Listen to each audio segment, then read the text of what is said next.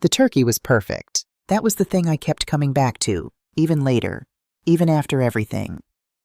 The turkey was a deep, burnished gold, the kind you only get when you've been doing something for 34 years, and your hands know the recipe better than your mind does.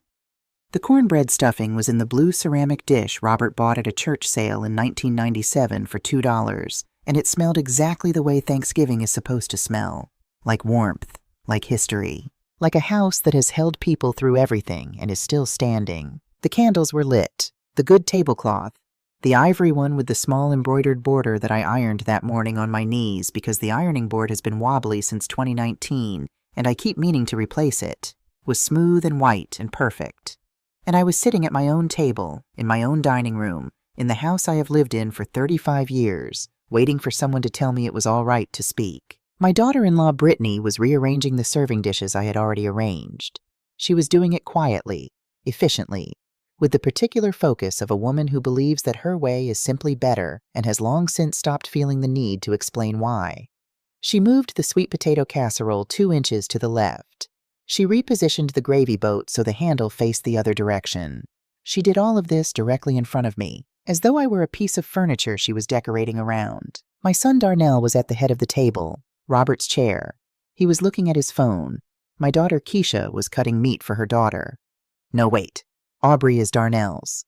Keisha was looking at the window, at nothing.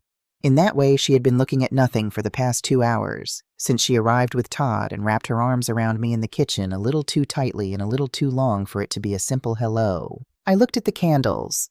I looked at the cornbread stuffing in Robert's blue dish. I looked at my own hands folded in my lap. 34 years, I thought. I have made this meal 34 years in a row. I have never once been late with it. I have never once burned the turkey, or forgotten the cranberry sauce, or failed to have the table set before the first person walked through the door. And I am sitting here waiting to be given permission to say grace in my own home. That was the moment I understood that something was going to happen at this table before the day was over. I didn't know exactly what.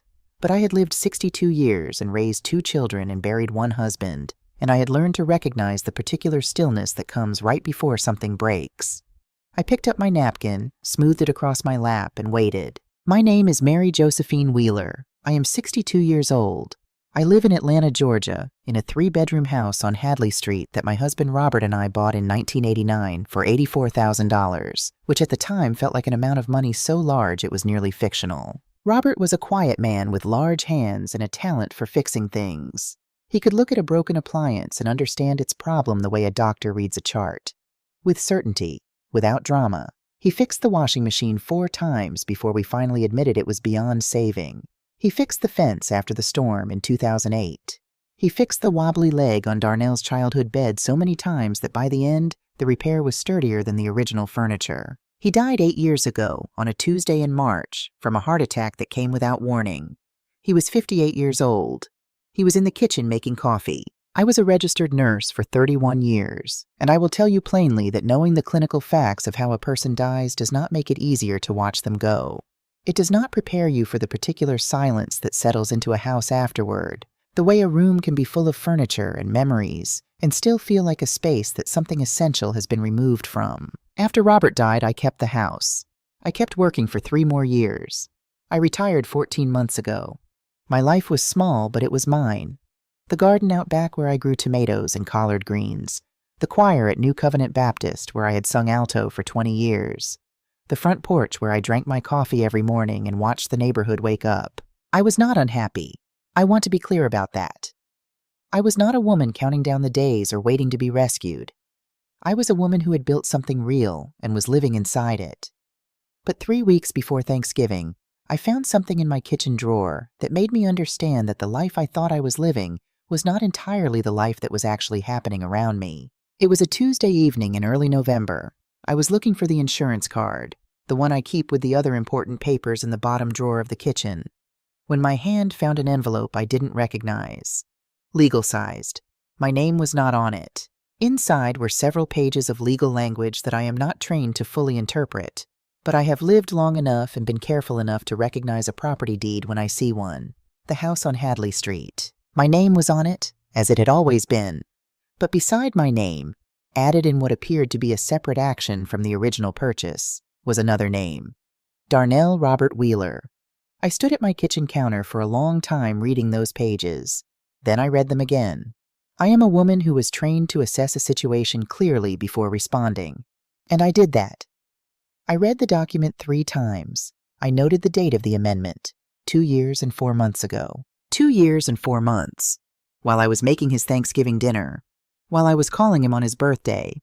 While I was telling anyone who asked that my son Darnell was a good man who looked after his mother. I called my brother Calvin. Calvin is 58 years old and lives in Decatur, 40 minutes away. He is the person who has known me longest in this world and the person who is most likely of anyone I know to tell me a hard truth without wrapping it in so much gentleness that I can't find it. The phone rang twice. He picked up. "Calvin," I said, "I need you to tell me something." There was a pause. Not the pause of a man who didn't know what I was about to ask. The pause of a man who had been waiting for the moment when I would. "Mary, did you know Darnell put his name on the deed to my house?" 5 seconds of silence. I counted them. "I found out about 8 months ago," Calvin said. "I didn't know how to—" "Calvin." "I know." "Why didn't you tell me?" Another silence.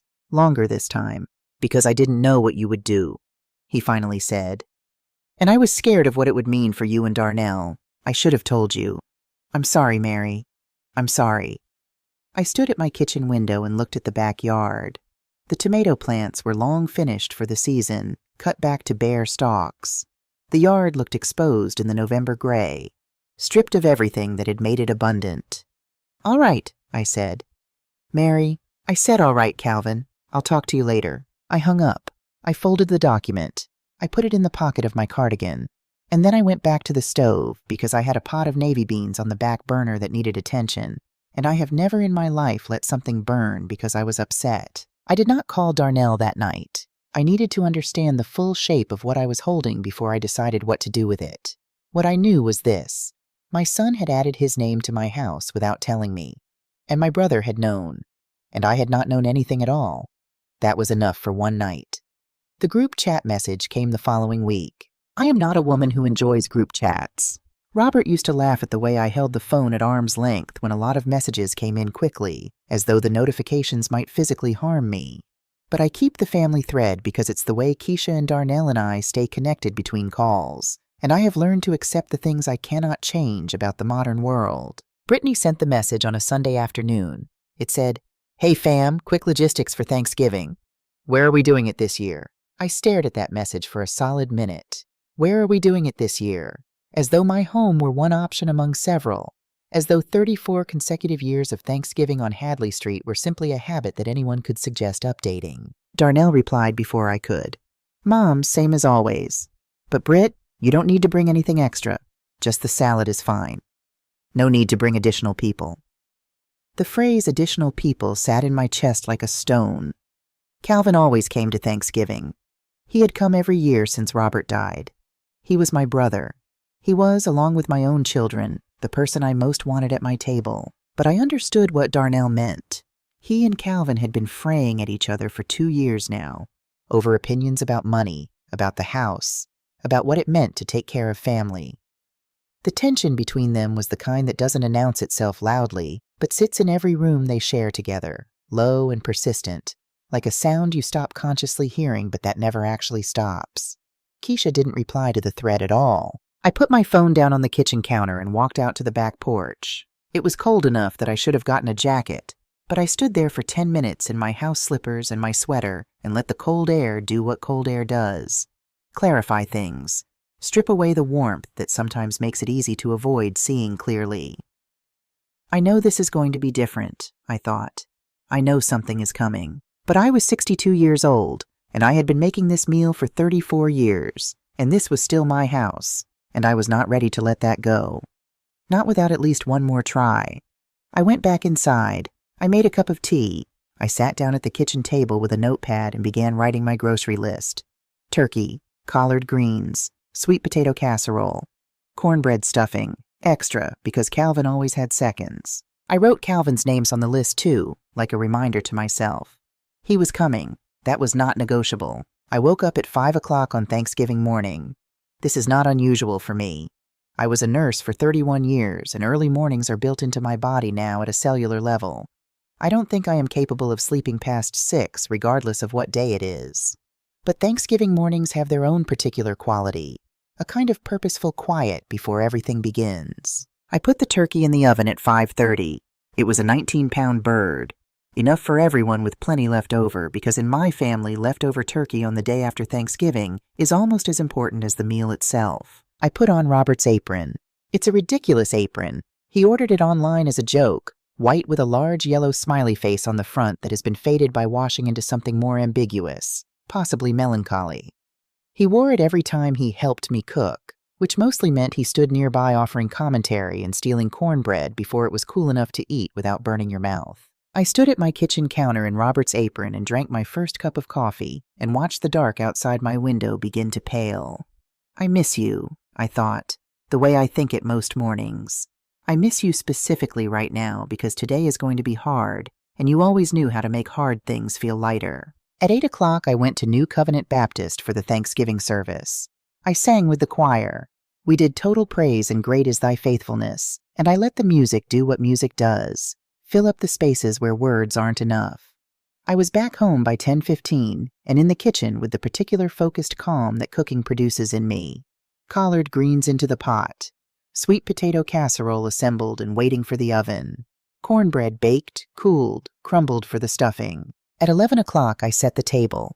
I used the good dishes on Thanksgiving, the cream-colored ones with the thin gold band around the edge that Robert's mother gave us when we got married in 1988. I set each place carefully. Knife on the right, fork on the left, folded napkin in the center of each plate. I set Robert's place at the head of the table. I do this every year. I have done it every Thanksgiving since he died. I put the plate there, and the fork and knife, and the folded napkin. I stand and look at it for a moment, and then I pick it up and put it away, because he is not here to fill it, and the empty place setting is sadder than no place setting at all. This year, as I picked up the plate, I noticed that my hands were very steady. I thought about the document in my cardigan drawer. I thought about Darnell's message in the group chat. I thought about Keisha's face when she said it's up to Mom, I guess. Except she hadn't said it yet. That was still coming. But I knew it was coming the way you sometimes know the shape of a thing before you've fully seen it. I put Robert's plate back in the cabinet. I went to check on the turkey. Calvin arrived at noon, 45 minutes before anyone else. This was not an accident. We had not spoken about it explicitly, but Calvin knows me, and I know Calvin, and without a single word passing between us about it, we had both understood that he would get there first. He knocked and then opened the door. He has always done this since we were children, and came straight to the kitchen. He was carrying a sweet potato pie in a glass dish covered with aluminum foil. He makes this pie every year. It is better than mine, and I have told him so exactly once, which was all he needed. He set the pie on the counter. He looked at me. I looked at him. "Smells the same as always," he said. "It's the same recipe." He came and stood beside me at the stove. Close but not crowding, the way he has stood beside me our whole lives. We are 11 years apart in age, and we are nothing alike to look at, but we are made of the same essential material, Calvin and I, and sometimes just standing near him is enough to make me feel less alone in the world. "Calvin," I said, without looking up from the pot I was stirring. "I need you today." He didn't ask what I meant. He didn't offer reassurance or ask for clarification. "I'm here," he said. 2 words. I put them somewhere safe inside myself and held on to them for the rest of the afternoon. Darnell and Brittany arrived at 1:45. They were supposed to arrive at 1 o'clock. No one called to say they would be late, no message in the group chat. At 1:15, Keisha texted me privately. "Mama, are they there yet?" I replied, "Not yet." She replied, "Okay." When the car pulled up, I watched from the kitchen window. Darnell got out of the driver's side and stood in the driveway for a moment looking at his phone before he moved toward the house. Brittany came around from the passenger side carrying a bowl covered in plastic wrap. The salad, I assumed, and looked up at the house with an expression I couldn't fully read from the window, but that didn't look like the expression of someone arriving somewhere they were happy to be. Aubrey came last, already running by the time her feet hit the driveway. She hit the front door before her parents and knocked the way children knock, entirely without restraint. Bam, bam, bam, bam. I opened the door and she ran straight into me, face against my stomach, arms around my waist. "Grandma, the house smells like Thanksgiving." I held her. I held her for a full moment before I looked up at Darnell coming up the porch steps. "Hey, Mom." He leaned in and hugged me. One arm, quick, the way you hug someone when you are already thinking about the next thing. His eyes were on his phone until the moment our arms touched, and then briefly on my face, and then back on his phone. "Darnell, smells good." Brittany came in behind him. She kissed my cheek, the kind of kiss that is more architecture than affection, placed rather than given. "Mom, it looks the same in here," she said, looking past me into the living room. "You really haven't changed much, have you?" It was not quite a compliment and not quite a criticism. It was that precise middle register that Brittany had perfected over 10 years of marriage to my son, the statement that could be heard 2 ways and was almost certainly intended only one. "I like it how it is," I said. "Of course." She smiled and moved past me into the kitchen. I followed. She set the salad bowl on the counter and looked at the table I had set. Then she began moving things. Not asking, not suggesting. Moving. The sweet potato casserole went 2 inches to the left. The gravy boat was turned so the handle faced away from the nearest seat rather than toward it. The bread basket shifted from the center of the table toward the far end. "Brittany," I said, "I already have it arranged." "I know. I'm just making a little more room." "It's fine, Mom. Don't worry." She continued rearranging. I stood in the doorway of my own kitchen and watched my daughter-in-law rearrange my table, and I made a choice that I have made 1,000 times in my life. I let it go. Because I am 62 years old and I know that some battles cost more than they are worth, and I was saving myself for something else. "Grandma," Aubrey appeared at my elbow. "Does Great-Grandpa Robert's checkers set still live in the room upstairs?" "It does," I said. "Can we play after dinner? You said maybe last time." I said maybe, and yes. After dinner, you and I will play checkers. Aubrey beamed. Brittany said from across the kitchen, "Aubrey, don't pester your grandmother," in that light tone that sounds like correction, but is really just reminder of authority, the way some parents speak to children in front of other adults. "She's not pestering me," I said evenly. "She's talking to me. That's what I'm here for." Brittany smiled without quite looking at me and turned back to the table. Keisha and Todd arrived at 2:15. I saw Todd's car from the window, and I knew something was off before the door opened. I know my daughter the way you only know a person you have watched grow from nothing. I know the way she moves, the weight she carries in her shoulders when something is wrong. She came through the door, and her eyes found mine immediately, the way they always have, even in a crowded room. She crossed straight to me and put her arms around me, and this hug was different from Darnell's. Full, both arms, her face turned into my shoulder. I held her. "Hey, baby." "Hey, Mama." We stood there a moment longer than we needed to. Todd came in behind her, nodded at Calvin, shook his hand. He was a man of genuine decency and very few words, Todd, and I had mostly made peace with the fact that I would never fully know him. He went and sat on the sofa. He took out his phone. This was simply what Todd did. Keisha and I went to the kitchen. I handed her a glass of water. She took it and leaned against the counter. "Mama," she said, quiet enough that it wouldn't carry into the living room where I could hear Darnell talking at someone, Calvin, from the sound of it. "Did Darnell ever... has he talked to you at all about the house?" I looked at my daughter. I looked at her for a long moment. "No," I said. "But I know, Keisha." She looked at the floor. She nodded. A small nod, the kind that means I thought so, and I'm sorry at the same time. "How long have you known?" I asked. "A while," she said, and then, almost a whisper, "I didn't know what to do." "I know." "Mama, start peeling those onions for me," I said. "We can talk more later." She looked up. I looked at her steadily. She nodded once more, and she picked up the knife and she started on the onions. We worked side by side in silence for a few minutes, the way we have worked together in this kitchen since she was 9 years old and learning to cook. The sounds of the house moved around us, Aubrey's feet on the floor upstairs, Darnell's voice, the football game Todd had turned on low. From the living room, I heard Darnell say to Calvin, with the particular ease of a man who has never had to think carefully about how he sounds, "Cal, no date again this year? You really dedicated to the bachelor life, huh?" And I heard Calvin's reply, calm and unruffled, "I brought myself. I figure that's enough." I kept peeling. I kept my face still, but I filed it away. I was filing a lot of things away. By 2:45, everyone was in the house, and the air had taken on that particular quality I had felt coming for weeks.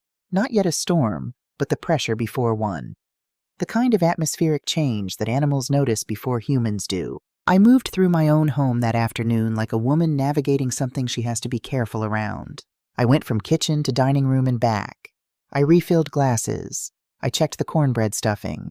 I answered Aubrey's questions about the checkers set. I smiled at the appropriate moments, but I also watched. I watched Darnell take his seat at the head of the table without hesitation, without looking at me to see if that was all right. He simply sat down in Robert's chair, as though it had always been his. I watched Brittany arrange her family's plates with the focused attention of a woman laying claim to a space.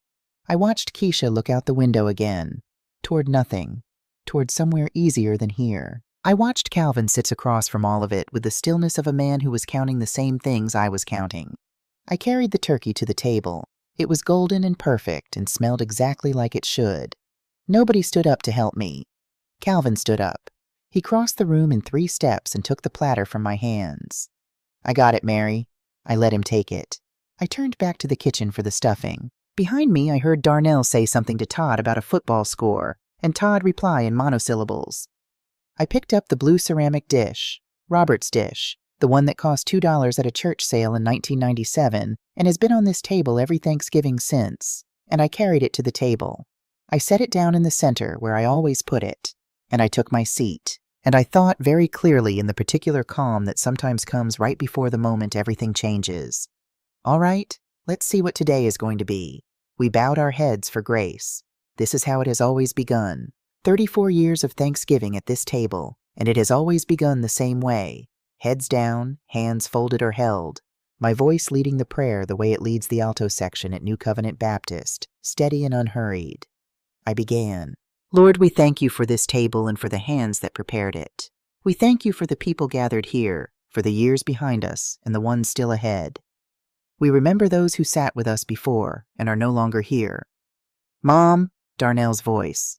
Not a whisper, not quiet. The voice of a man interrupting a meeting that is running long. I stopped. Let's keep it short. Food's getting cold.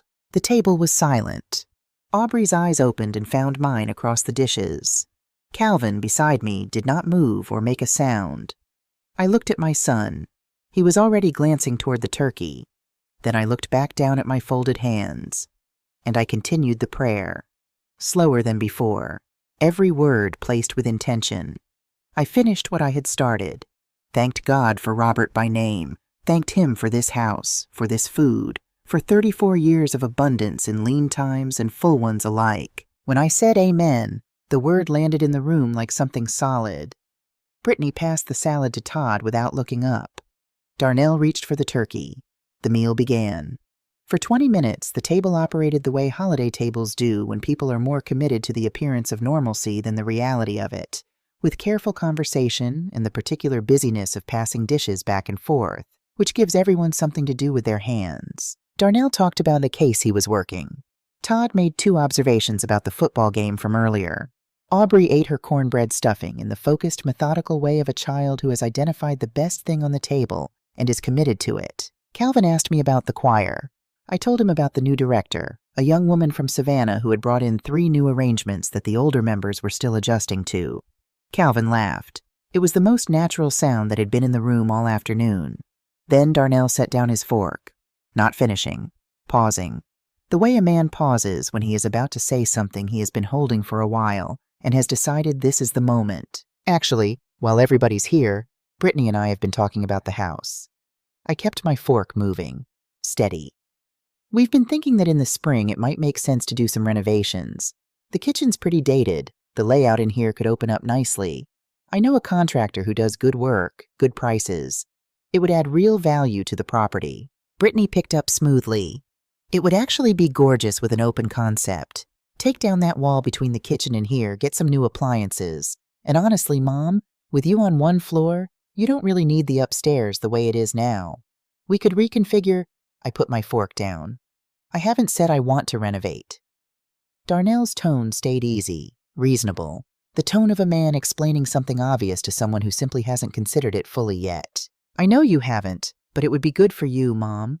It would modernize the place, and when it comes to long-term, I said it back to him the way you repeat a phrase when you want a person to hear what they've actually said. What does long-term mean, Darnell? He glanced at Brittany. Brittany looked at her plate. Todd became very interested in his collard greens. Nobody answered my question. The sound of silverware, Aubrey pouring herself more juice, the refrigerator humming in the kitchen. Pass the rolls, please, Todd said to no one in particular, and Calvin passed them, and the table moved on. But the question was still there. It sat at the center of the table beside the cornbread stuffing, and everyone knew it, and no one touched it. I turned to Keisha. It was a small movement. Just my eyes, then my head, a slight turn. The turn of a woman looking for her daughter, looking for someone who knew the history of this house, who had run through it as a child, who had sat in this same chair and eaten this same meal and called this place home for the first 30 years of her life. Keisha was cutting the edge off her sweet potato casserole into smaller pieces. Her eyes were on her plate. Todd said, "Honestly, Mom, Darnell's right. Old houses need updating. It makes sense." I looked at Keisha again. Steady, patient. She spoke without looking up. Her voice was careful, uninflected, the voice of someone choosing a path between two hard things and finding the one that requires the least of her. It's up to Mom. Whatever Mom wants. Whatever Mom wants. Not leave her alone, she just said she doesn't want to renovate. Not Darnell. You should have talked to her about this before now. Not anything with weight or direction. Just the most neutral possible arrangement of words, placed like a stone in the middle of the road that everyone could walk around. I picked up my fork again. I cut a piece of turkey. I chewed it. I tasted nothing. It was Aubrey who broke it open, the way children do. Not with malice, not with strategy, but with the simple and devastating accuracy of someone who hasn't yet learned to say only the safe thing. She had finished her stuffing and was looking around the table with the alert curiosity of a 9-year-old who has been sitting still longer than she prefers. "Daddy," she said in the conversational tone children use when they are simply reporting something they heard and assume to be ordinary. "I heard you tell Mommy that after you sell Grandma's house, then we'd finally have enough money. Is Grandma getting a new house?" The table went quiet the way a room goes quiet when a fire alarm stops. Suddenly, completely, with a particular quality of held breath. Darnell said, "Aubrey." "Mommy said Grandma would come live with us," Aubrey continued helpfully. She turned to me with a smile of genuine delight. "Grandma, I want you in the room next to mine. We can stay up and talk." I looked at my granddaughter's face, 9 years old, completely innocent, telling me with the cheerful confidence of a child repeating something she had heard from trusted adults that my house had already been sold in a conversation I was not part of. I looked at Darnell. For the first time since he sat down in Robert's chair, he was not looking at his phone. He was looking at me. And the expression on his face, not guilt exactly, more the look of a man who had a plan and has just watched the plan change shape, told me everything I needed to know about how long this particular conversation had been happening without me. Calvin placed his fork on the edge of his plate. The sound was small and precise. He did not speak. He looked at Darnell with the steady, expressionless attention of a man who has been waiting for exactly this moment. "Aubrey, baby," Keisha said softly. "Go get some more juice from the kitchen." Aubrey looked mildly confused, but slid from her chair and went. The table waited.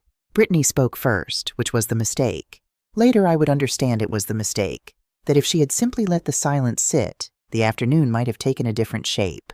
But Brittany was a woman who found silence uncomfortable and filled it instinctively, and what she chose to fill it with was this. "Mom, I think what this really comes down to is that it would be so much better for you. Living alone in a big house at your age, it's a lot to manage, and honestly, it's a little isolating. And financially, it just makes sense to—" "Brittany." One word, my voice.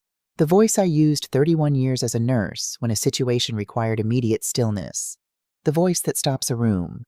Brittany stopped. What happened next has replayed in my memory many times since, and each time I am struck by the same thing. How quiet I was. How completely calm. I have a temper. I was not always a serene woman. I raised 2 children mostly alone through their teenage years after Robert's contracting hours went long and I was working 12-hour nursing shifts. And there were years when I was operating on very little sleep and a great deal of faith, and I was not always calm. I raised my voice.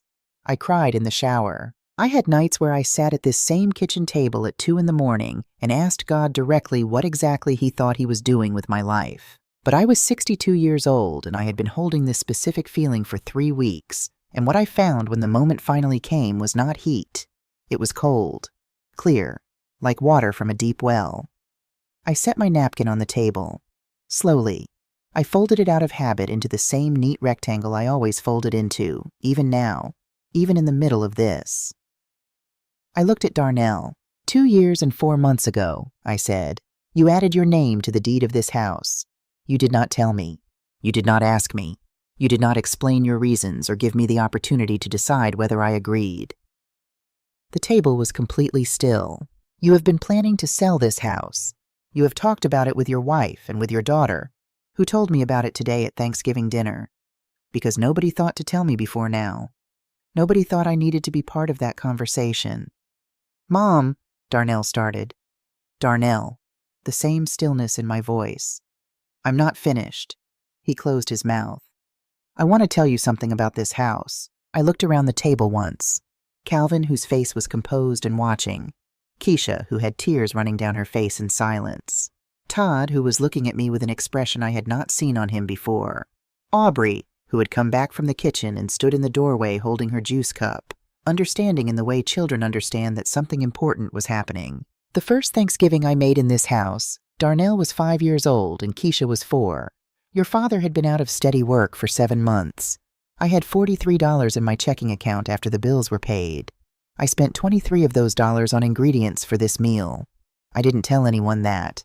I just made the table look full. Your father sat at that end of the table, the seat where you're sitting right now, and he said it was the best meal he'd ever eaten in his life. And I believed him, because he was not a man who said things he didn't mean.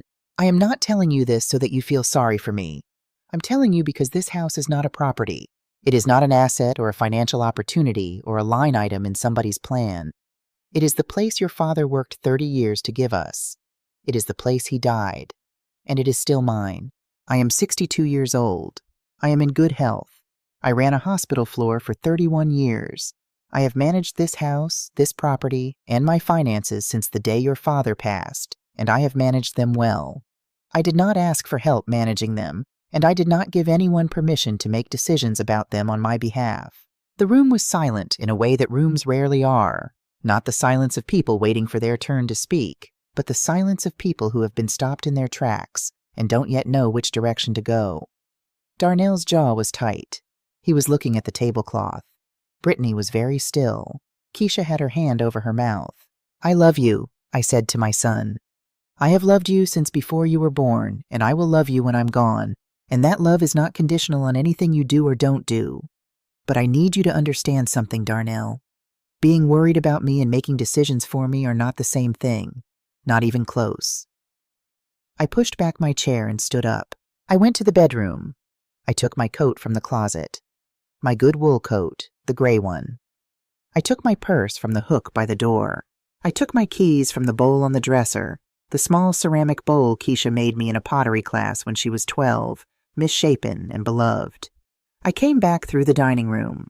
Aubrey was standing exactly where I'd left her, still holding her juice cup, watching me. I crossed to her and crouched down to her level. I held her face in both my hands. Grandma's going to step out for a little while, I said. Where are you going? Just for a drive, baby. I'll be back. But the pie? Calvin's going to cut the pie. He knows how I do it. She looked at me with the focused seriousness of a child deciding whether to accept an explanation. Are you sad, Grandma? I looked at her. I'm all right, I said. I promise. I kissed her forehead. I stood up. Calvin was standing near the hallway. He took one step toward me. I raised my hand, palm out, gently, not a wall, just a signal. Stay with the kids, I said quietly. He stopped. He nodded once. I walked to the front door. I opened it. The cold November air came in, clean and sharp and immediate. I stepped out. I pulled the door closed behind me. I left my turkey on the table, still half carved. I left the cornbread stuffing in Robert's blue ceramic dish. I left the candles burning. I left the good ivory tablecloth and the cream dishes with the gold band and 34 years of Thanksgiving on Hadley Street. I walked to my car, unlocked it, got in. I sat for a moment with my hands on the steering wheel. Then I started the engine. And I drove away from my own home without looking back, because I had learned a long time ago that the only way to leave a place with your dignity intact is to leave it completely. I drove for 40 minutes without a destination. This is not something I do. I am not a woman who drives aimlessly. I was raised by a mother who believed that gas cost money, and money did not grow in the backyard, and you did not put your car in drive unless you knew where you were going. But that evening I drove through Atlanta's streets without any particular direction, just moving, just putting distance between myself and the table I had left behind. The city was quiet in the way it only gets on Thanksgiving, emptied out, stripped of its ordinary traffic, the streets wide and unhurried. I passed neighborhoods I knew and ones I didn't. I drove past a park where a man was walking a dog in the cold, both of them moving with the purposeful calm of creatures who needed nothing from the day except this. I ended up in the parking lot of a Kroger that was closed for the holiday. I pulled into a space near the back, away from the lights, and I turned off the engine. I sat there. I did not cry right away. This surprises people when I tell it. They expect that I pulled out of my driveway and fell apart immediately, that I was a woman dissolving. But that is not what happened. What happened first was much quieter than that. I sat in the cold car in the empty parking lot, and I simply breathed, in and out, the way I used to breathe in the supply closet at the hospital at the end of a bad shift, not performing calm, not faking it, just finding it the only place it ever actually is, which is in the body, in the breath, in the simple mechanical fact of still being alive. I thought about Robert, not the way I usually think about him, with longing, with the specific ache of missing a person whose particular weight in a room you can still feel years after they've left it. I thought about him practically. I thought about what he would say if he were sitting in the passenger seat. Robert was not a man who made speeches. He was a man who fixed things. His first instinct when something broke was always to look at it steadily, understand how it was made, and figure out what was needed to put it right. What's actually broken here? That's what he would have asked. I sat with that question. Darnell had overstepped. That was broken. Darnell believed, and had perhaps believed for years, that taking care of his mother and taking control of his mother were the same action. That was broken too, and it was older than the deed, older than the renovation plans. It was something that had grown slowly, and I had not seen it growing because I was inside it, the way you don't notice a room getting darker if the light fades gradually enough. Keisha had known, had chosen silence. That was its own kind of broken, and I would have to sit with that separately, in its own time. And I was sitting in a parking lot on Thanksgiving night instead of cutting Calvin's sweet potato pie. That, I thought, is the thing that makes me most sad. And then I started to cry. I cried the way I almost never let myself cry. Without management, without the part of my brain that supervises and contains stepping in to restore order. I cried because I missed Robert with a force that 8 years had not reduced, only redistributed. I cried because I had made that meal with my hands for 34 years, and no one had stood up to help me carry it to the table. I cried because of Aubrey's face when she asked if Grandma was sad. I cried because Darnell was 5 years old once, sitting in Robert's chair with cornbread on his chin, and that boy was still somewhere inside the man who had looked at my tablecloth instead of my face. I cried for about 12 minutes. I know it was 12 because I looked at the clock before and after. Then I found a fast food napkin in the glove compartment, the kind that is approximately as absorbent as wax paper, and I did what I could with it, and I sat up straight, and I breathed again. My phone rang. Calvin. I picked up on the second ring. "Where are you?" he said. "Kroger parking lot on Peachtree." "The one that's closed today?" "Yes." A pause. Then, "I'm coming." "Calvin, you don't have to—" "Mary." His voice was quiet and absolute. "I'm coming." He was there in 22 minutes. He pulled up beside me and got out of his car and got into my passenger seat, and he brought with him 2 pieces of sweet potato pie wrapped in aluminum foil that he had clearly cut and wrapped before he left the house, which meant he had already known he was bringing them. We sat in the dark parking lot and we ate sweet potato pie with plastic forks. "How'd you get away?" I asked. "Told them I was going to check on you. Darnell said he'd do it. I said I'd go." "How is it in there?" "Quiet," Calvin said. "The kind of quiet where everybody's very busy looking at their phones." I almost smiled. We talked for a long time in that car. Not about the dinner, not at first. We talked about our mother, who had made her own Thanksgiving meals for 40 years in a house in Macon, and who had died in 2009, still convinced that nobody in the family knew how to properly season a turkey except her. We talked about the Thanksgiving when Calvin was 17 and had tried to fry a turkey outside and had nearly taken off his eyebrows. We talked about Robert, about the year he'd tried to bake a pie as a surprise and produced something that technically qualified as pie only in the most generous legal interpretation. I laughed. A real laugh, sudden and genuine. Calvin looked at me when I laughed, the way he always looks at me, like he's checking that I'm still there, still myself. "You did the right thing tonight," he said. "I left my own Thanksgiving dinner."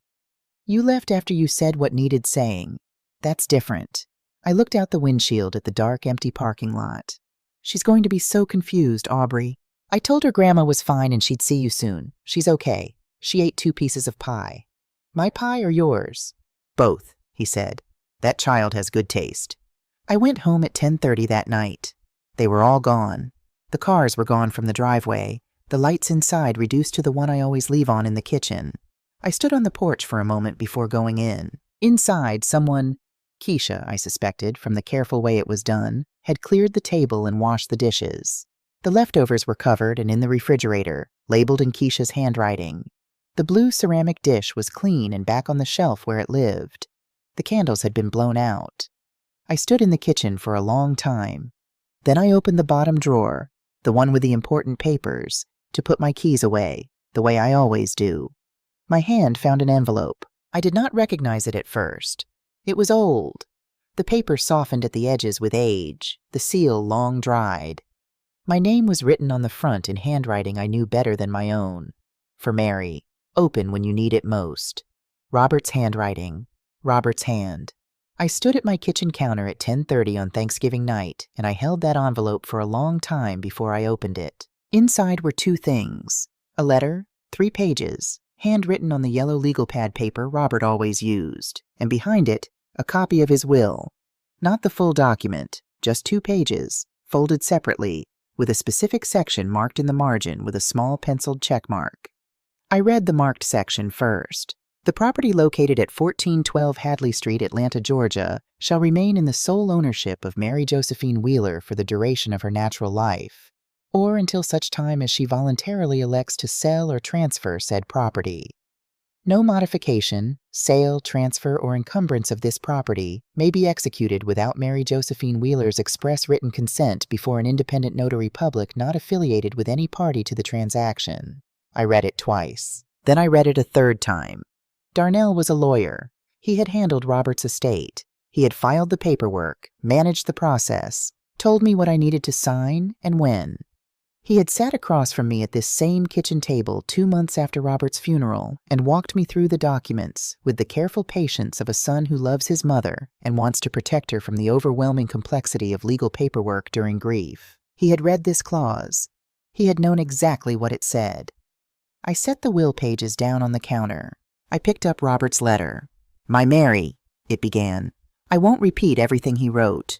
Some things are private and some things are mine. And Robert's last letter to me is both. But I will tell you what he said at the end, in the last paragraph, in the handwriting that slants slightly to the right, because he was left-handed and always said it was the world that was tilted wrong, not him. I know you. I know that whatever moment caused you to open this envelope was a moment that tested you. I know you handled it. You always handle it. But I also know you sometimes need to hear from someone who knew you at your most complete, that you are not too much and you are not too little, and you are exactly what you were always supposed to be. This house is yours, Mary. It was always yours.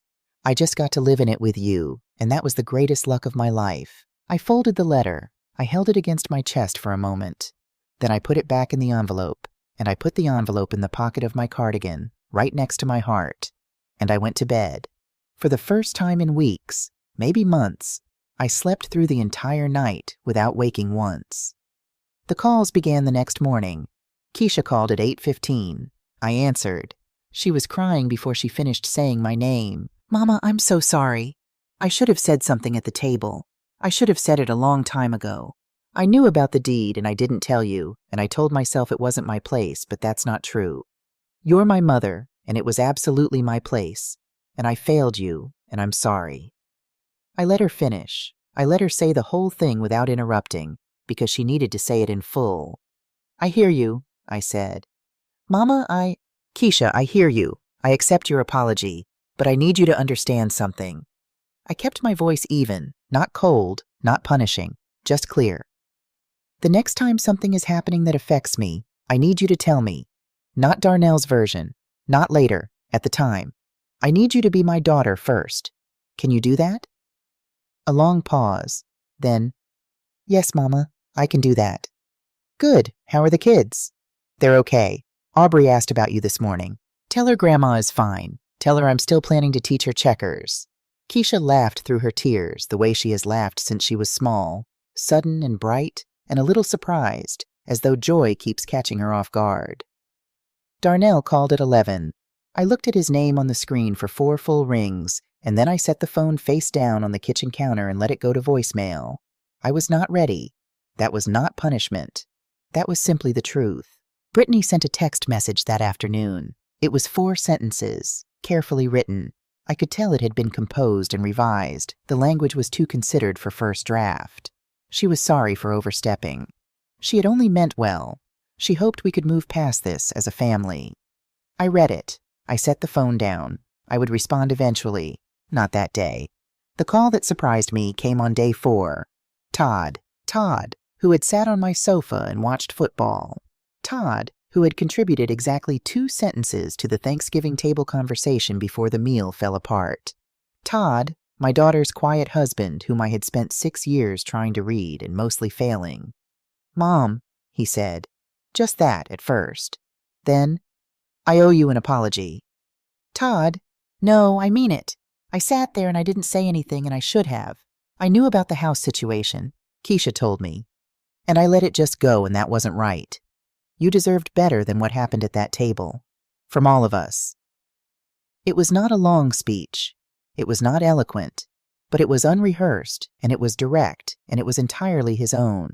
And those qualities made it worth more than Brittany's 4 carefully composed sentences. Thank you, Todd, I said. That means something to me. Yes, ma'am, he said. And that was that. I did not hear from Darnell for 5 days. On day 5, he called again and I answered. He came over the following Tuesday, without Brittany. He knocked on the door, actually knocked, didn't just open it the way he usually did, and stood on the porch in his coat looking like a man who had been thinking hard for 5 days and was not yet done thinking, but had run out of runway. We sat at the kitchen table, the same table where he used to do his homework, the same chairs. I put coffee in front of him without asking if he wanted it, because he always wants it. He didn't speak for a moment. He wrapped both hands around the mug. I told myself I was protecting you, he said finally. I know. I thought, the house is too big and you're alone, and if something happened, Darnell, I said his name gently. I need to ask you something, and I need you to answer me honestly. He looked up. Were you worried about me, or were you worried about the house? He opened his mouth, closed it. The silence lasted a long time. I think, he said slowly, I told myself they were the same thing. I know you did, I said. But they're not. He nodded. He looked at his coffee. You read Dad's will? He said. I did. The clause. I know what it says, Darnell, and I think you've known what it says for 8 years. He didn't deny it. That, at least, was something. What happens now? He asked. Now, I said, you remove your name from my deed. You have a lawyer. You are a lawyer, and you know how to do that, and you know it needs to be done.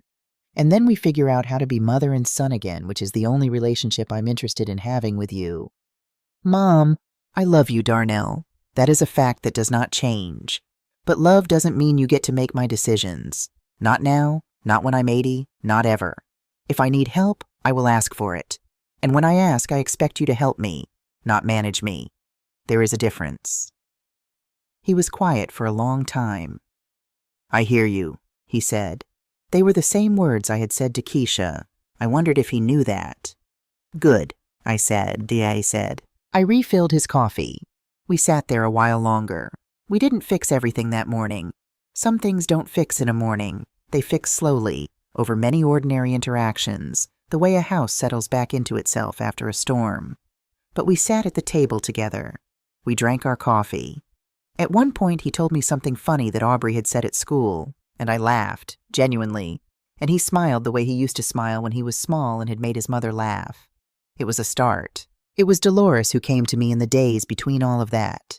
Dolores Patterson lived 3 houses down and had for 11 years. We had been what I'd call careful neighbors, respectful, friendly, borrowing the occasional egg, waving from driveways. Not close.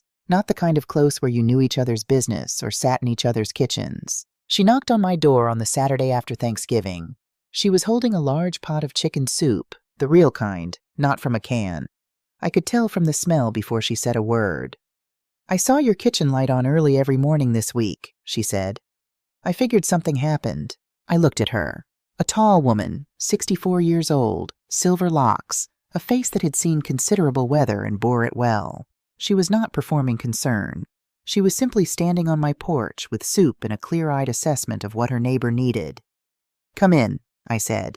We ate the soup at 10 o'clock in the morning because neither of us had any interest in waiting for a more conventional hour. I told her everything. The deed, the Thanksgiving dinner, Aubrey's innocent report from the front lines, the parking lot, Robert's letter. She listened the way certain people listen, completely, without preparing her response while I was still talking, without the small sounds and interjections that are really just a person waiting for their turn. When I finished, she was quiet for a moment. Then she said, "Honey, Robert Wheeler knew exactly who he was married to." That was it. 8 words. I have turned them over in my hands many times since. They are not complicated words. They don't require interpretation. But they were the exact right words in the exact right order at the exact right moment, and sometimes that is the whole of what one person can give another. The right words, simply said. "He really did," I said. We sat there in my kitchen for another hour. She told me about her own grown children, her own navigations of that particular territory where love and control get tangled up together. We were not the same kind of woman. Dolores was louder than me, more direct in ways that sometimes startled me, funnier in ways I hadn't expected. But we were made of compatible materials. When she left, she said, "Same time next Saturday?" "I'll make the soup," I said. She pointed at me. "Deal." The following November, I did not cook Thanksgiving dinner. I want you to understand what that sentence means, having heard everything that came before it. 34 years? Everyone? The early ones when we had nothing, and I made the table look full. The hard ones after Robert died when I cooked the entire meal alone and set his place at the table and then removed it. The ones where the children were small and loud and knocked over drinks, and the ones where they were grown and brought their own families and the house was full in a different way. 34 years. And then I stopped. Not because I was punishing anyone, not because I was making a statement, though I understood it would be received as one. I stopped because for the first time in my life, I asked myself a question I had never thought to ask before. What do I actually want? And what I wanted was not to stand in my kitchen for 8 hours and then sit at a table where I had to wait for permission to pray. I called Calvin in October. "Thanksgiving," I said. "I'm not hosting." A pause. Then, with the careful neutrality of a man who has been waiting to see what his sister would do. "Okay. I want to go out. A restaurant, a good one. You, me, Dolores. Dolores Patterson? We've been having Saturday soup for 11 months. She's my friend, Calvin." "I know, Yeah, okay. I like Dolores." "Good. And Keisha and Todd, if they want to come. I called Keisha already. She said yes." "What about—" "Darnell and Brittany are not invited this year," I said clearly. "That is not permanent. But this year, no." Calvin was quiet for a moment. Not surprised, I thought, just absorbing. "I'll find a good restaurant," he said. "Find one with good cornbread," I said. "That's the only requirement." There were 5 of us at the table that Thanksgiving. Calvin, who wore a tie because he said any meal worth eating was worth dressing for. Dolores, who arrived 10 minutes early and immediately began a conversation with the waiter about the provenance of the sweet potato casserole that lasted 7 minutes and resulted in both of them laughing. Keisha, who sat beside me and held my hand under the table for the first 10 minutes without either of us acknowledging it. Todd, who ordered the largest thing on the menu and ate it with the quiet contentment of a man who had long ago made his peace with the world. And me, We did not have a 20-pound turkey. We did not have the ivory tablecloth or Robert's blue ceramic dish or 34 years of ritual and history. We had a round table near the window with real cloth napkins and a candle in the center, and a view of Peachtree Street going about its quiet Thanksgiving business outside. I said grace. No one interrupted. We ate, we talked. Calvin told 3 stories about our childhood that I had not thought about in years, the kind of stories that are funny in retrospect but were decidedly not funny at the time. And by the 3rd one, all 5 of us were laughing in a way that filled the space, unself-conscious and genuine. Keisha told me about a new project at work. Todd, in a startling departure from his usual conversational range, gave an extended opinion about the cornbread that was both passionate and entirely correct. Dolores described her daughter's latest life development with the mixture of pride and exasperation that is the permanent condition of being someone's parent. I sat at that table and I ate food I had not cooked, and I did not think once about whether the turkey was ready or the stuffing was warm enough or whether someone's glass needed refilling. I just sat there. I was present in the way I had not been present at my own table in years. Fully there, taking up my rightful amount of space, wanting nothing except exactly what was in front of me. At 3 in the afternoon, my phone rang. Darnell. I excused myself from the table and stepped away from the noise and answered it. Hey, Mom? His voice was careful. Not the easy carelessness of a year ago. Careful. How's your Thanksgiving? It's good, I said. Really good. That's good. I'm glad. A pause. We're at Brittany's parents'. It's fine. I'm glad, Darnell. Another pause. I waited. Mom, I want to ask you something. Go ahead. Next year, do you think we could try again? All of us? I know this year you needed space, and I respect that. I do. But I miss... He stopped, cleared his throat. I miss your table. I miss the way you make it. I looked through the restaurant window at the table where Calvin was making Dolores laugh at something, where Keisha was leaning over to look at something on Todd's phone and smiling. Darnell, I said, before anything about next year, I need you to have a real conversation with me. Not about the house or the deed or logistics. About us. About what happened and why and what's going to be different. If you're ready for that conversation, and I mean really ready, not ready to explain your reasoning but ready to actually listen, then yes, next year we try again. The line was quiet. And if you're not ready yet, I continued, that's all right too. I will be here. I'm not going anywhere. But Darnell, I need you to understand something. What? I am fine, I said, said. I want you to hear that clearly. I am not lonely. I am not struggling. I am not a problem that needs to be solved.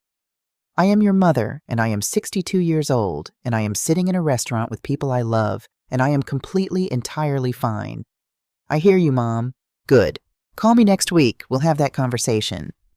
Okay. A beat. Mom? Yes? The deed is done. I filed it last month. Your name only. I closed my eyes for a moment. Thank you, Darnell. I love you, Mom. I love you too, baby. I ended the call. I stood in the quiet for a moment, just breathing.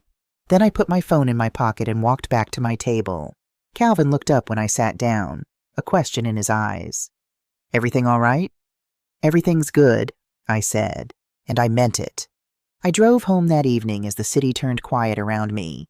I let myself in and hung my coat on the hook and put on the kettle because tea is what I make when the day is finished, and I need to let it settle. While the water boiled, I stood in my kitchen. Robert's apron was on its hook. The blue ceramic dish was on its shelf.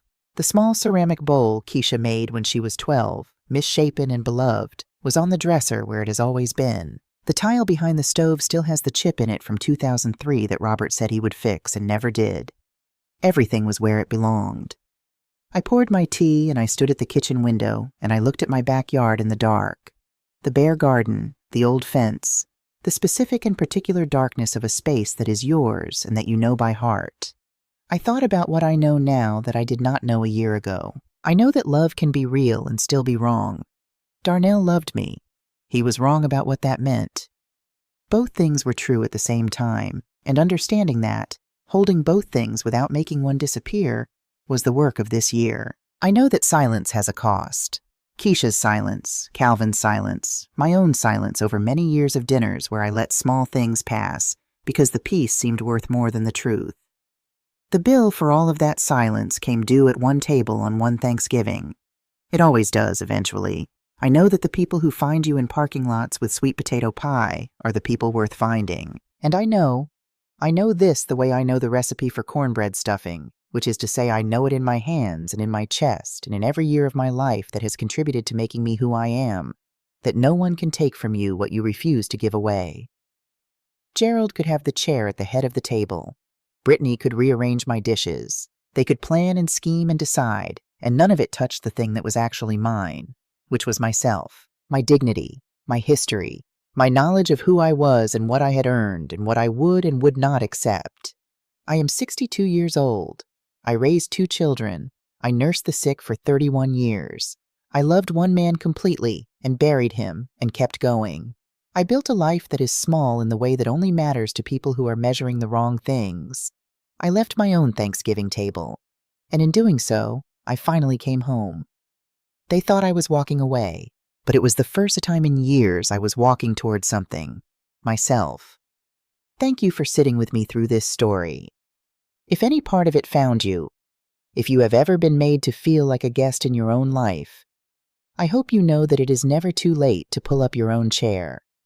Leave a comment and tell me, what is one thing you have stopped waiting for permission to do? I truly want to know.